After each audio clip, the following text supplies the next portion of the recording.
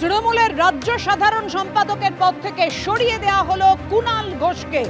অপসারিত কুণাল ঘোষ তৃণমূলের রাজ্য সাধারণ সম্পাদক পদ থেকে সরিয়ে দেওয়া হলো কুণাল ঘোষকে। সাম্প্রতিককালে করা কুণাল ঘোষের মতামত দলের পরিপন্থী। এগুলি সম্পূর্ণ কুণাল ঘোষের ব্যক্তিগত মতামত। কুণাল ঘোষ যা বলছেন সেগুলো দলের নীতির সঙ্গে একেবারেই সামঞ্জস্যপূর্ণ নয়। বিবৃতি দিয়ে দল জানিয়ে দিল তৃণমূল কংগ্রেসের সদর দপ্তরের করা মতামতই দলের মতামত, জানালো তৃণমূল কংগ্রেস। আগেই দলের মুখপাত্রের পদ থেকে অব্যাহতি দেওয়া হয়েছে কুণাল ঘোষকে।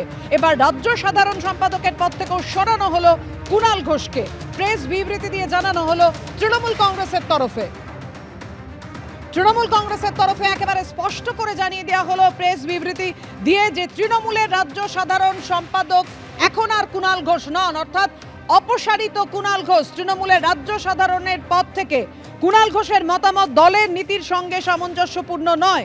তৃণমূলের রাজ্য সাধারণ সম্পাদকের পদ থেকে অপসারিত কুণাল ঘোষ।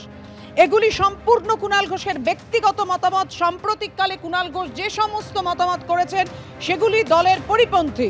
তৃণমূল কংগ্রেসের সদর দপ্তরের করা মতামতই দলের মতামত, জানিয়ে দিল তৃণমূল কংগ্রেস। আগেই দলের মুখপাত্রের পদ থেকে অব্যাহতি দেওয়া হয়েছে কুণাল ঘোষকে, আর এবার রাজ্য সাধারণ সম্পাদকের পদ থেকেও সরানো হলো কুণাল ঘোষকে। প্রেস বিবৃতি দিয়ে জানানো হলো তৃণমূল কংগ্রেসের তরফে।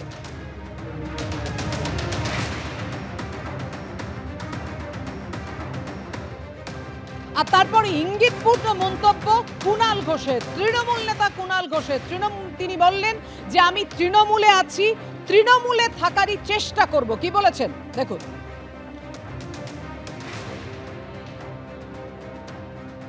দলের শীর্ষ নেতৃত্ব হবেন আমি কি করে বলবো, তারা সব মহানুভব, মঙ্গল করুন, ঈশ্বর তাদের মঙ্গল করুন।